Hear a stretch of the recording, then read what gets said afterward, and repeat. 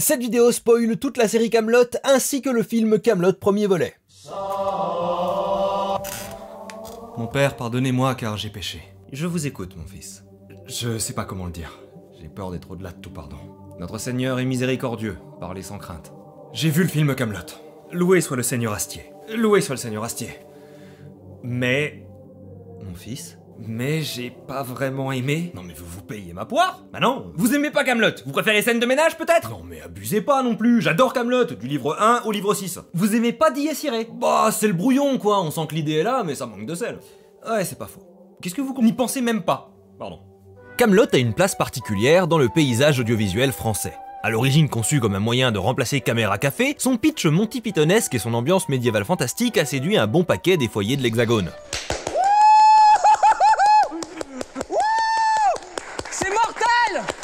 Diffusé à une époque où la télévision et même le cinéma français boudent particulièrement les genres de l'imaginaire, dont notre pays a pourtant été un des plus grands pionniers, et il ne faut surtout pas oublier l'influence majeure du romancier Chrétien de Troyes sur la légende arthurienne aujourd'hui souvent perçue comme un pur produit britannique, cette série était un rare souffle de culture geek dans les médias grand public. Et la rareté crée un sentiment de valeur. Je suis pas là pour critiquer gratuitement le succès de Kaamelott, dont je suis sincèrement un grand fan. Mais on peut pas nier que ce succès est dû, en partie, au-delà des qualités intrinsèques de la série, au fait qu'elle proposait quelque chose d'unique dans le PAF.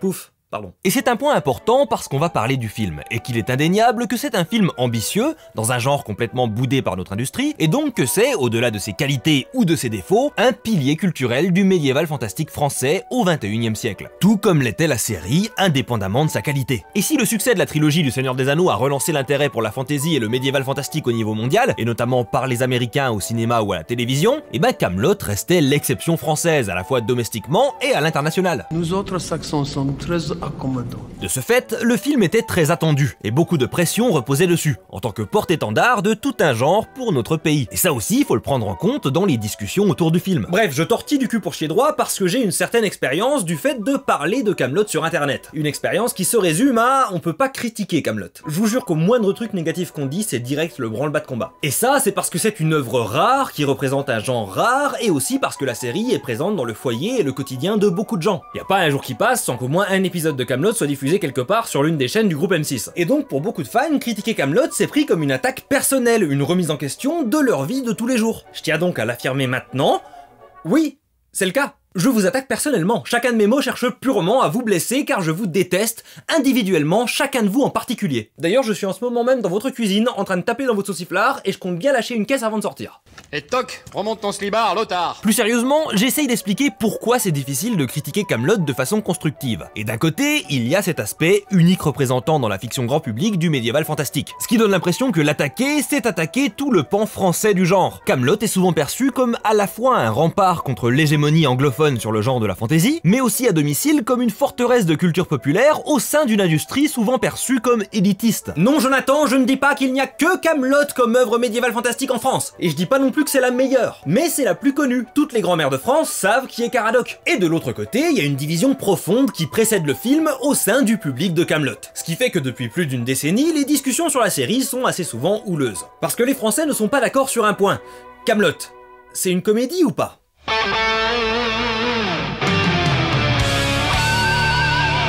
Un artiste, ça se frustre vite. Et écrire des centaines de sketchs indépendants de 2 minutes, ça n'aide pas. Si une chose est certaine concernant Kaamelott, c'est qu'Alexandre Astier est un artiste. Je vous refais pas le topo sur ses multiples casquettes, vous l'avez déjà entendu partout. Mais bon, faut comprendre que quand on est artiste, on est déchiré entre deux intérêts, s'exprimer artistiquement et bouffer. Et malheureusement, c'est très rarement le travail le plus épanouissant qui rapporte le plus de blé. Sinon, je ferais de la fiction, pas des chroniques. Il y a peu d'artistes qui rêvent d'écrire des capsules humoristiques de 2 minutes toute leur carrière. Ce genre de travail est souvent considéré comme alimentaire. Et si Astier n'avait été que scénariste sur Kaamelott, il aurait sans doute dû se résigner à ça comme beaucoup de scénaristes. Mais deux choses changent la donne. Premièrement, Astier n'est pas que scénariste. Il a donc un poids bien plus important pour imposer ses envies à la chaîne. On peut pas virer le mec qui réalise, monte et joue le rôle principal de la série, entre autres. Et deuxièmement, Kaamelott a été un succès colossal. Si c'est toujours rediffusé quotidiennement aujourd'hui, c'est parce que ça fait toujours de l'audience. Astier obtient donc la possibilité de se libérer des contraintes initiales imposées par la chaîne. Il intègre de la continuité entre les épisodes, se permet des écarts du pitch humoristique pour amener des moments plus dramatiques, jusqu'à carrément obtenir de faire des épisodes longs en prime time qui racontent une histoire continue. Et ben vous noterez que les rediffusions de ces épisodes-là sont beaucoup plus rares. En tout cas concernant les versions montées de 45 minutes. On diffuse plus souvent des extraits bien plus courts. d'humour. Parce qu'une bonne partie du public était là pour passer 2 minutes à rigoler, et c'est tout. Encore aujourd'hui, les livres 5 et 6 divisent énormément l'audience. Il y a ceux qui aiment, et j'en fais partie, je trouve que la transition vers quelque chose de plus sérieux et plus continu permet de vraiment tirer parti de ces personnages auxquels on s'est attaché à travers les centaines d'épisodes courts, et il y a ceux qui n'aiment pas. C'est plutôt normal, quand on change la direction d'une œuvre, la seule certitude c'est qu'il y en aura qui préféreront la précédente à la nouvelle. Tout le monde n'est pas ouvert au changement. Ici commence la division majeure du public, et l'une des raisons pour laquelle il est si difficile de critiquer Kaamelott. Parce que la série, à l'époque, a été sous le feu des critiques qui déploraient la direction dramatique prise par Astier, ou son exécution, et en même temps encensée par ceux qui y voyaient une preuve d'ambition et l'expression de quelque chose d'encore plus rare dans le paysage audiovisuel français, une tragédie épique. C'était évidemment une énorme prise de risque, et le résultat a été très polarisant. Pour beaucoup, les livres 5 et 6 sont une proposition étrange qui n'a que peu d'intérêt pour une série comique. Alors que pour ceux qui les ont appréciés, c'est une preuve qu'Alexandre Astier possède l'ambition et le talent pour donner une dimension plus profonde à l'aspect médiéval fantastique de Kaamelott. Et surtout, ça a laissé une question en suspens quant au film annoncé à la fin du livre 6. Est-ce qu'on va continuer dans la direction tragique et épique des derniers livres, ou est-ce qu'on va revenir à l'ambiance comique des premiers pour séduire le gros du public? Et c'est là, je pense, que se trouve mon problème principal avec le film Kaamelott. Parce qu'à cette question, Alexandre Astier a répondu Les deux. Les deux. Les deux. Oui, les deux, c'est bien.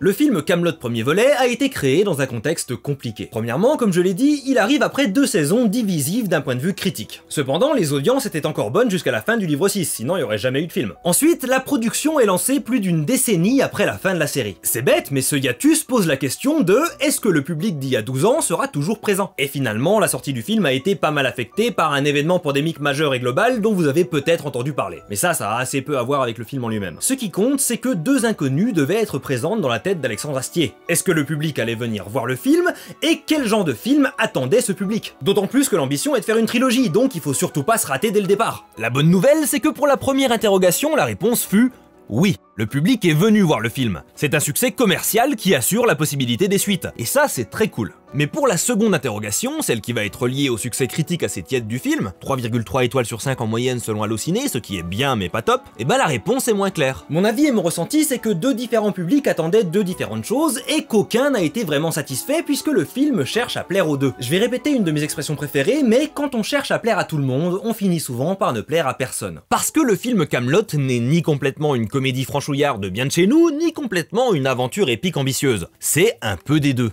Et c'est un problème. Dans sa structure, déjà, il est décousu, parce qu'on cherche à raconter une grande aventure, mais avec des petits sketchs drôles qui s'enchaînent à un rythme plutôt bâtard. L'influence des Monty Python est bien là, mais Sacré Graal, c'était une pure comédie, donc ça marchait. Là, on a des dizaines de micro-scènes mises bout à bout, et pour moi, ça rend le film vraiment lourd. Et ce poids du film, il s'explique aussi par le nombre de personnages. Encore une fois, on en revient à ce non-choix qui a été fait. Parce que pour le côté comédie, il faut faire revenir le plus possible de personnages de la série, et leur donner à chacun 1 ou 2 scènes avec des dialogues rigolo. Et pour le côté épique, il faut établir de nouveaux personnages qui deviendront centraux dans le reste de la trilogie. Ce qui fait que le film se retrouve avec trop peu de temps pour vraiment rendre honneur aux vieux personnages et pour iconiser et valoriser les nouveaux. Le tout est entrecoupé de scènes de flashback qui retracent la jeunesse d'Arthur pour nous expliquer son rapport à la violence et aux femmes, ce que le livre 6 avait déjà fait. Alors je sais pas si Astier s'est dit que trop de gens avaient sauté ou oublié la fin de la série et qu'il fallait faire un rappel de ces thèmes pour la trilogie. Mais vraiment, j'ai ressenti ça comme une redite assez inutile, d'autant que la mise en scène et l'intrigue de ces flashbacks ne cassaient pas 3 pattes à un canard. Les pattes de canard! Pareil pour la fin, où Arthur essaye à nouveau de se suicider. J'ai l'impression que c'est Astier qui s'adresse au public déçu du livre 5 pour leur dire « Regardez ce que vous avez pas voulu regarder, merde !» Et pour nous qui avions regardé, ben y a rien de très nouveau. La méthode est plus impressionnante, mais ça donne le sentiment que le personnage d'Arthur tourne en rond. Et c'est pas dérangeant en soi, un personnage qui n'arrive pas à sortir de sa dépression. Mais quand c'est dans un film qui n'a pas le temps d'explorer cette dépression parce qu'il faut une scène pour Sting, une scène pour Perceval et Caradoc, une scène pour Lancelot, et ben ça a pas le poids que ça mériterait d'avoir. Le résultat, c'est un film ambitieux, mais qui ne sait pas ce qu'il est, et qui souffre d'un trop plein de tout. Trop de personnages, trop de scènes, trop de blagues, pas assez de temps. Et ça m'agace pas mal parce que je sens aussi que tout ça, c'est lié au fait qu'Astier ne savait pas sur quel pied danser pour convaincre le public. Alors vous avez sans doute deviné que je suis du côté de ceux qui auraient préféré une aventure épique au détriment de la comédie. Mais honnêtement, si ça avait été de la pure comédie, je pense que j'aurais préféré. Ce que j'aime pas, c'est le compromis tiède entre les deux. Et le fait que le film soit ambitieux dans sa production notamment, bah ça rend le truc encore plus dommage. On dit souvent aux jeunes artistes qu'avant d'investir tout leur argent et tout leur temps dans un projet, il faut être sûr d'avoir une bonne idée de base. Parce que tout le travail et tout le budget du monde ne permet pas de construire un chef-d'œuvre sur des fondations bancales. Ici, on a des fondations bancales. Il manque un parti pris fort au départ sur la direction du film. Un parti pris qui aurait cadré les décisions suivantes. Les problèmes d'écriture, de structure, de rythme, ils découlent du fait que ce film ne sait pas ce qu'il veut être. S'il avait visé la pure comédie, les scènes de flashback auraient sauté, le scénario aurait été simplifié pour favoriser des dialogues percutants avec beaucoup moins de nouveaux personnages. Si au contraire il avait eu pour objectif le dramatique et l'épique, la structure aurait été pensée avant les dialogues, et les personnages accessoires à l'intrigue auraient vu leur scène réduite voire coupée, ou leur rôle changer pour mieux s'adapter à l'action. Et je tiens à dire que je ne peux pas blâmer Astier pour ça, parce que je pense que si j'avais été à sa place, j'aurais pas forcément fait les choses différemment. Parce qu'au-delà de l'écriture, de l'art, de la créativité, il y a une réalité financière. Ce film allait coûter cher, et il devait fonctionner pour assurer la trilogie. Donc je comprends qu'il ait été très frileux à l'idée de choisir un parti pris potentiellement très risqué au niveau du box-office. Parce que je devine que s'il avait été forcé de choisir un des deux camps, ça aurait pas forcément été la comédie franchouillarde qui garantit des entrées. Et je dis pas ça pour dénigrer la comédie populaire face à l'art dramatique et digne du grand écran. Je sais d'expérience que c'est beaucoup plus difficile d'écrire une comédie qu'un drame, et je suis vraiment la dernière personne à avoir ce genre de notion élitiste à la con. Mais je pense que justement, la raison pour laquelle on a un compromis tiède dans le film Kaamelott, c'est parce qu'Astier n'avait pas comme volonté artistique de faire purement une comédie, et qu'il a préféré sacrifier une partie de la qualité de son film pour pouvoir intégrer ce qui lui tenait à cœur. Et c'est tout à son honneur. C'est juste que comme Kaamelott représente cette œuvre unique au sein du cinéma grand public en France, ce pilier qu'il ne faut surtout pas critiquer, j'ai peur que l'auteur n'entende pas les voix qui critiquent ce compromis. Parce qu'il y a une bonne frange des gens qui considèrent qu'Alexandre Astier est intouchable, le Prométhée descendu des cieux lyonnais pour nous donner le feu de l'héroïque fantaisie française, et donc que toute critique du film est comparable aux critiques des livres 5 et 6, cherchant à brider l'artiste et à descendre le grand étendard de Kaamelott. Je fais partie de ces voix qui n'ont pas forcément beaucoup aimé le film,